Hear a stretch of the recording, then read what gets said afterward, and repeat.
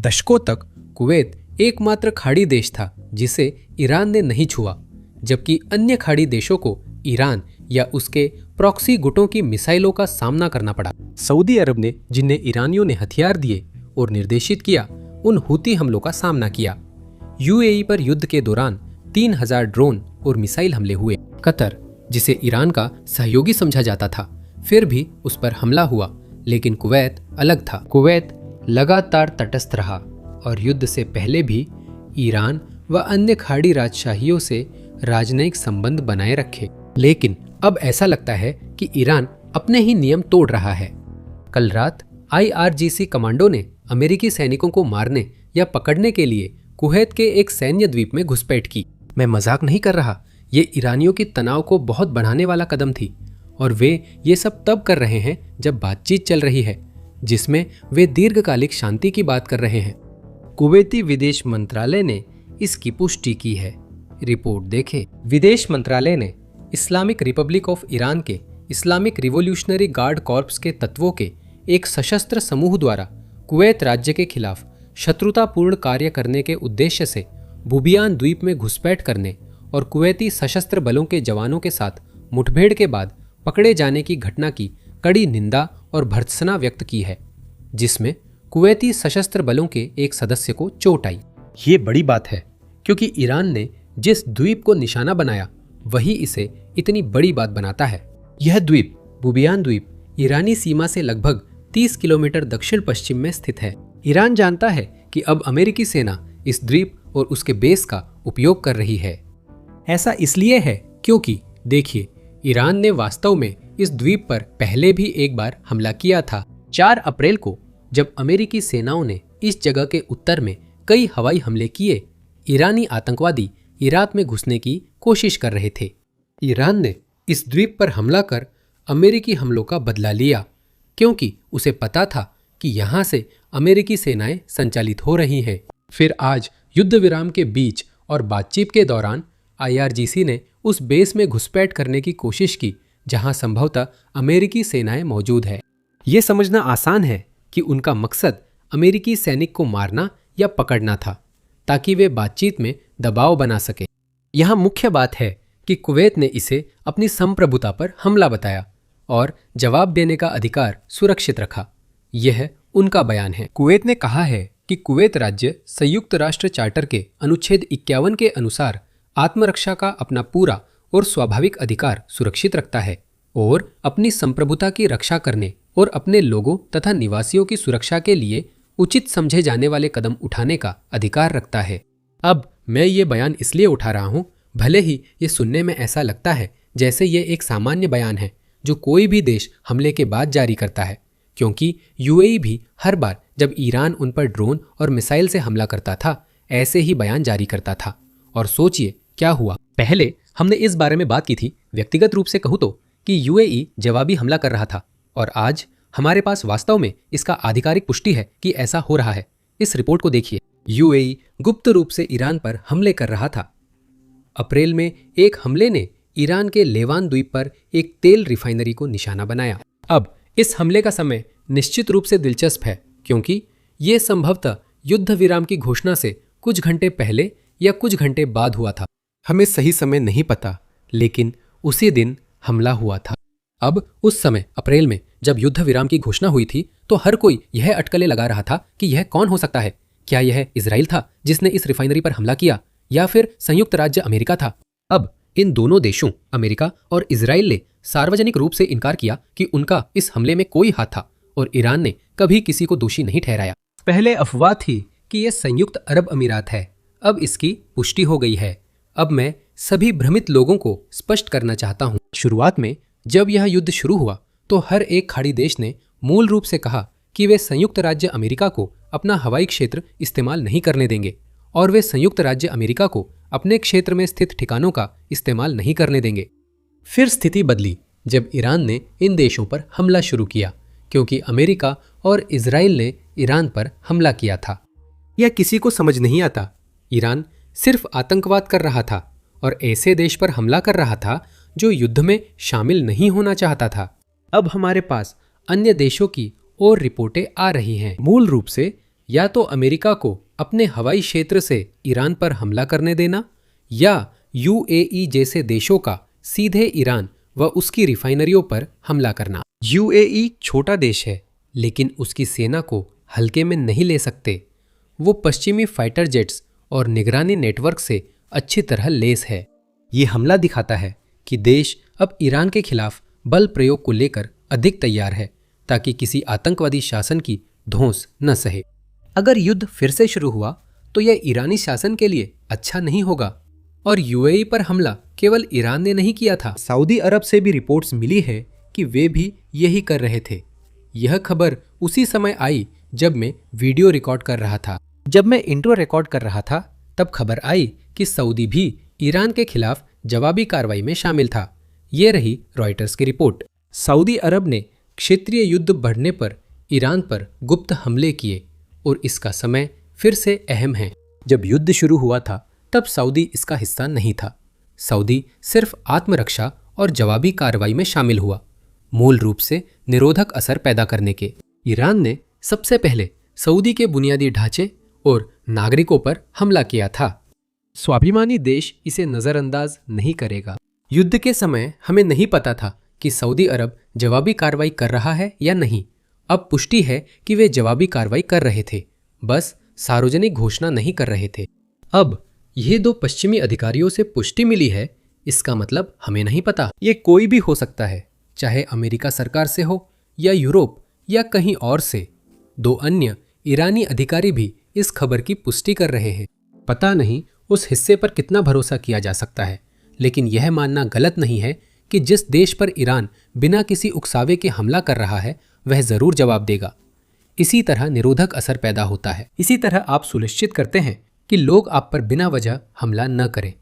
अब यहाँ एक और बात स्पष्ट करना जरूरी है कि ये रिपोर्ट्स अब सामने आ रही हैं, लेकिन ये उन हमलों की बात कर रही हैं जो संघर्ष विराम लागू होने से पहले हुए थे। अप्रैल से पहले युद्ध के दौरान ईरान इन देशों पर हमला कर रहा था और ये देश जवाब दे रहे थे। अगर युद्ध फिर से शुरू होता है, जो बातचीत के कारण अब ज़्यादा संभव है, तो अमेरिका परमाणु शर्तों में कोई रियायत नहीं देगा।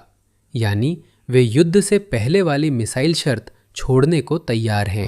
हम युद्ध से पहले ईरान से मांगी जा रही प्रॉक्सी फंडिंग छोड़ने को तैयार है, लेकिन परमाणु हथियारों और संवर्धन कार्यक्रमों पर कोई रियायत नहीं दी गई और ईरान भी उन्हें छोड़ने के लिए तैयार नहीं है। तो ऐसा लगता है कि अगर बातचीत आगे नहीं बढ़ती है तो किसी न किसी समय युद्ध फिर से शुरू होना ही पड़ेगा। और सोचिए, क्या ये मध्य पूर्वी देश, ये खाड़ी देश पहले भी इस युद्ध का हिस्सा थे। अब वे दूसरी बार के लिए तैयारी कर रहे हैं। मेरे पास और भी जानकारी है। इससे पहले कि हम आगे बढ़े, सभी को एक छोटी सी याद दिला दूं कि नीचे दिए गए लाइक और सब्सक्राइब बटन को जरूर दबाएं। इससे हमें वाकई बहुत मदद मिलती है। अब आइए इस क्लिप को देखते हैं। हाँ, हे दोस्तों, सुप्रभात। मध्य पूर्व इस संभावना के लिए तैयार हो रहा है कि आने वाले दिनों में यह क्षेत्र फिर से युद्ध की ओर लौट सकता है। ईरान के संसद अध्यक्ष मोहम्मद कालेबोव ने रात भर एक्स पर पोस्ट किया कि हमारी सशस्त्र सेनाएं किसी भी आक्रामकता का उचित जवाब देने के लिए तैयार हैं। गलत रणनीति और गलत फैसले हमेशा गलत नतीजों की ओर ले जाते हैं। पूरी दुनिया ये बात पहले ही समझ चुकी है। हम हर विकल्प के लिए तैयार हैं। वे हैरान रह जाएंगे। ये धमकी भरी भाषा तब आई जब राष्ट्रपति ट्रंप ने अमेरिकी शांति प्रस्ताव पर ईरान की प्रतिक्रिया को खारिज कर उसे कचरा कहा और संकेत दिया कि युद्ध विराम बस किसी तरह टिका हुआ है। ये अविश्वसनीय रूप से कमज़ोर है। मैं कहूँगा कि अभी के लिए मैं इसे सबसे कमज़ोर कहूँगा। कचरे के टुकड़े को पढ़कर उन्होंने कहा, मैंने पूरा नहीं पढ़ा। मैंने कहा, मैं इसे पढ़ने में समय बर्बाद नहीं करूँगा। ये अभी तक सबसे कमज़ोर है। यही हमारी जीवन रेखा है। क्या आपको लगता है कि ईरान के साथ कोई कूटनीतिक समाधान संभव है या फिर आपके पास सिर्फ सैन्य विकल्प ही बचते हैं? नहीं, मुझे लगता है कि ये बिल्कुल संभव है। कल राष्ट्रपति ट्रंप ने सैन्य और राष्ट्रीय सुरक्षा सलाहकारों से मुलाकात कर अमेरिका के विकल्पों पर चर्चा की। यह बैठक तब हुई जब ईरान ने शांति प्रस्ताव भेजा, जिसे अमेरिका स्वीकार नहीं कर सकता था। ईरान युद्ध रोकना और अमेरिकी नाकाबंदी हटाना चाहता है।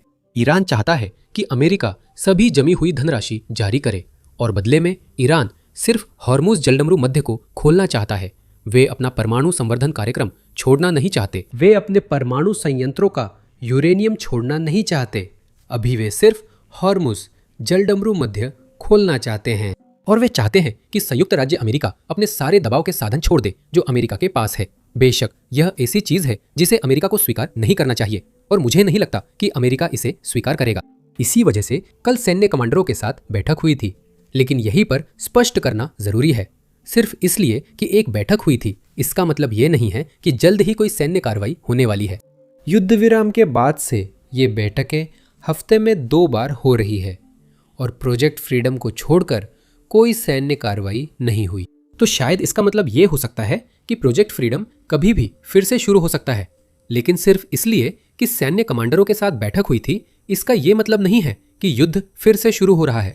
यहाँ ध्यान देने वाली बात यह है कि राष्ट्रपति ट्रंप कल चीन जा रहे हैं और चीन का ईरान पर काफी पकड़ है।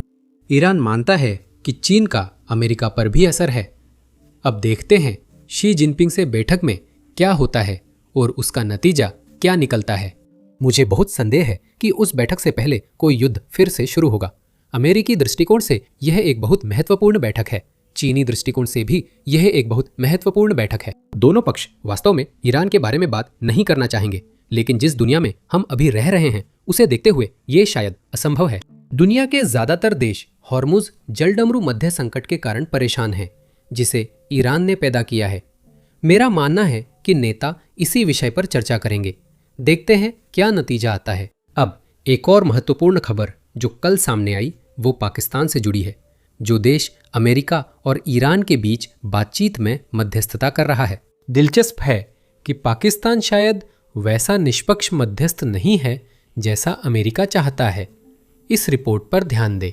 पाकिस्तान ने तेहरान और वाशिंगटन के बीच कूटनीतिक सेतु बनते हुए चुपचाप ईरानी सैन्य विमानों को अपने यहां पार्क करने दिया, जिससे वे संभावित अमेरिकी हमलों से बच सकें। अप्रैल की शुरुआत में ट्रंप के युद्ध विराम की घोषणा के कुछ दिन बाद तेहरान ने कई विमान पाकिस्तान एयरफोर्स बेस नूर खान भेजे। इन सैन्य उपकरणों में ईरानी एयरफोर्स का RC-130 भी शामिल था, जो लॉकहीड C-130 हरक्यूलिस का टोही और खुफिया वेरिएंट है। पाकिस्तानी अधिकारियों ने पुष्टि की है कि ईरानी विमान देश में आए थे और अभी भी वहीं हैं, जैसा कि CBS ने रिपोर्ट किया था। पाकिस्तान की सेना या विदेश मंत्रालय कहते हैं कि इसका किसी सैन्य आपातकाल या संरक्षण व्यवस्था से संबंध नहीं है। इसके विपरीत कोई भी दावा अटकलों पर आधारित, भ्रामक और पूरी तरह से वास्तविक संदर्भ से अलग है। पाकिस्तान का कहना है कि विमान मुख्य रूप से सुरक्षा के लिए हैं अगर शांति वार्ता होती है।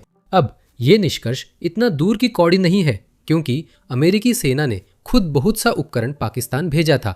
अगर दूसरी बार वार्ता होती है और अगर राष्ट्रपति ट्रंप देश का दौरा करते हैं, लेकिन इतने सारे लोग पाकिस्तान को लेकर इतने संदेह में क्यों हैं?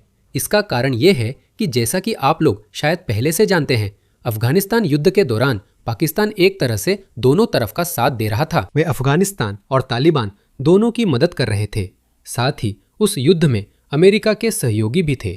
इसी वजह से कई लोगों को पाकिस्तान पर भरोसा करना मुश्किल होता है। ऐसे ही एक व्यक्ति है सीनेटर लिंडसे ग्राहम, जिन्होंने आज सुबह ही पाकिस्तान के बारे में यह बात कही। सुनिए। क्या आपको उन रिपोर्ट्स की जानकारी है कि पाकिस्तान अपने बेस का इस्तेमाल ईरानी विमानों को पार करने के लिए करने दे रहा है? General king. सर, मैंने इस पर एक रिपोर्ट देखी है। क्या वो सही थी? जी हाँ, मुझे लगता है कि ये विभिन्न वर्गीकरण मामलों पर आधारित है। मैं कहना चाहता हूं, क्या आप मानते हैं कि यह सही है? यह शांति मध्यस्थ होने से कुछ हद तक असंगत है। सर, मैं टिप्पणी नहीं करना चाहूंगा। चल रही बातचीत और पाकिस्तानी के आधार पर। सेक्रेटरी हेक्सटेप, अगर मध्यस्थ ईरान में टोही विमान को पाकिस्तानी एयरबेस में पार्क करने की अनुमति दे रहे हैं, तो क्या आपको लगता है कि एक निष्पक्ष मध्यस्थ होने के अनुरूप है? मैं इन वार्ताओं में बीच में नहीं आना चाहूंगा। मैं चाहता हूं। मैं इन वार्ताओं के बीच में आना चाहता हूं। मुझे पाकिस्तान पर भरोसा नहीं है। अगर उनके पास सच में ईरानी विमान पाकिस्तान के ठिकानों पर ईरानी सैन्य संपत्तियों की सुरक्षा के लिए खड़े हैं, तो इसका मतलब है कि हमें शायद किसी और को मध्यस्थता के लिए देखना चाहिए। कोई हैरानी नहीं कि यह मामला कहीं नहीं पहुंच रहा। अब देखते हैं कि इससे क्या निकलता है। देखते हैं कि वो विमान सच में ईरान वापस जाते हैं या नहीं अगर शांति वार्ता रद्द हो जाती है, क्योंकि तब हमें ठीक ठीक पता चल जाएगा कि वो विमान पाकिस्तान में क्या कर रहे हैं। अब यहाँ एक बात जो मैं ज़रूर बताना चाहता हूँ वो ये है कि सिर्फ 2-3 हफ्ते पहले ईरानी अधिकारियों ने पाकिस्तान पर इन वार्ताओं में अमेरिका के पक्ष में होने का आरोप लगाया था। वे एक ऐसा मध्यस्थ चाहते थे जो निष्पक्ष हो। तो एक तरह से ये थोड़ा सकारात्मक है, लेकिन अगर दोनों पक्ष मध्यस्थ पर दूसरे पक्ष के पक्ष में होने का आरोप लगा रहे हैं, क्योंकि कम से कम आरोप सिर्फ एक तरफ से नहीं आ रहे हैं, दोनों पक्ष सोच रहे हैं कि पाकिस्तान उनकी मदद के लिए पर्याप्त नहीं कर रहा या शायद पाकिस्तान दूसरे पक्ष की मदद के लिए बहुत ज़्यादा कर रहा है। मुझे लगता है कि जैसे जैसे बातचीत बढ़ेगी हमें और पता चलेगा। अब ईरान की आर्थिक स्थिति पर ध्यान दें जो बहुत खराब होती जा रही है। इस रिपोर्ट को देखें। ईरान में जिन लगभग हर व्यक्ति से मैंने बात की है उन्होंने मुझे एक बात बताई है और जिसे आप अंग्रेजी मीडिया कवरेज से नहीं जान पाएंगे, वो ये है कि ईरान में जो कमर तोड़ महंगाई चल रही है, खासकर खाने पीने की चीज़ों के लिए, उनकी कीमतें पिछले 1 महीने में बहुत ज़्यादा बढ़ गई हैं, क्योंकि सप्लाई सच में नहीं आ रही है। एक खाद्य कार्गो था जिसे अंदर जाना था, लेकिन जाहिर तौर पर ईरानी या और ख़ास तौर पर IRGC इन कंटेनरों में हथियार छुपाकर देश के लिए खाने का सामान लाने के बहाने तस्करी करने की कोशिश कर रही थी। और यही वजह है कि महंगाई वाकई में काबू से बाहर है, क्योंकि सप्लाई आ नहीं रही है और जाहिर है ईरानी मुद्रा लगातार गिरती जा रही है। और इसका मतलब है कि ईरानी लोग जो भी बाहर से मंगवा सकते हैं वो कम ही खरीद पाते हैं। जो भी वो विदेश से खरीद रहे हैं उनकी मुद्रा की कीमत हर दिन गिरती जा रही है। इसका मतलब है कि वे रोज कम खरीद सकते हैं। असल में हालात इतने खराब हो गए हैं कि ईरान के केंद्रीय बैंक ने अपने भंडार को बचाने के लिए विदेशी मुद्रा लेन देन पर पाबंदियां लगा दी हैं। मूल रूप से वे ये सुनिश्चित करना चाहते हैं कि उनके पास हार्ड करेंसी हो, जैसे डॉलर, यूरो या शायद युआन भी, जिन्हें वे दूसरे देशों से सामान खरीदने के लिए इस्तेमाल कर सके। अब यही से आर्थिक स्थिति और खराब होने वाली है। लेकिन दुर्भाग्यवश यही समस्या तानाशाही या कुछ हद तक, मेरा मतलब है रूस या उत्तर कोरिया जैसी जगहों में है, जहां आर्थिक स्थिति बहुत खराब होने के बावजूद लोग हर दिन परेशान हो रहे हैं। उच्च वर्ग के लोग फैसले लेते हैं, उन्हें परेशानी नहीं होती, इसलिए वे लंबे समय तक टिकते हैं। ये प्रतिबंधों की बड़ी समस्याओं में से एक है, खासकर अल्पकाल में, क्योंकि प्रतिबंध असर करते हैं। उनका मकसद अर्थव्यवस्था को निशाना बनाना होता है। इनका उद्देश्य शीर्ष पर बैठे लोगों के लिए अर्थव्यवस्था बढ़ाना और पैसा कमाना कठिन बनाना है। लेकिन अर्थव्यवस्था को नुकसान होने पर भी लोग सत्ता नहीं छोड़ते। वे अपनी गलती मानने या बातचीत को तैयार नहीं होते, जैसा रूस, उत्तर कोरिया और शायद ईरान में भी देखा गया है। सबसे ज्यादा आम जनता को भुगतना पड़ता है। सत्ताधारी अभिजात वर्ग अपनी ताकत का आनंद लेते हैं और उससे फायदा उठाते हैं, और वे जितना हो सके उतना लंबे समय तक इसी तरह बने रहना चाहते हैं। अब यह समझने के लिए कि ईरान अभी जैसा व्यवहार कर रहा है वैसा क्यों कर रहा है, हमें पीछे जाकर देखना होगा कि ईरान आज जिस स्थिति में है वहां तक वो कैसे पहुंचा। इसका मतलब सिर्फ 1979 की इस्लामिक क्रांति तक पीछे जाना नहीं है। असल में हमें और पीछे जाना होगा, जब 19वीं सदी में काजार वंश ईरान पर शासन कर रहा था, और देखना होगा कि उस समय शासक वर्ग ने जो फैसले लिए थे वे आज भी ईरान को कैसे प्रभावित करते हैं। तो अंदाज़ा लगाइए। हम अपने मल्टी पार्ट पॉडकास्ट में यही कर रहे हैं जो आज रिलीज हुआ है। तो अगर आप उन लोगों में से हैं जिन्हें ईरान के इतिहास और आज हम जहां हैं वहां तक कैसे पहुंचे इसमें दिलचस्पी है, तो इसे ज़रूर देखिए। आप इसे डिस्क्रिप्शन में दिए गए लिंक पर क्लिक करके देख सकते हैं, या फिर अपनी स्क्रीन पर एंड स्क्रीन पर क्लिक करके भी देख सकते हैं। मतलब अपनी स्क्रीन पर जो वीडियो है उस पर क्लिक करें।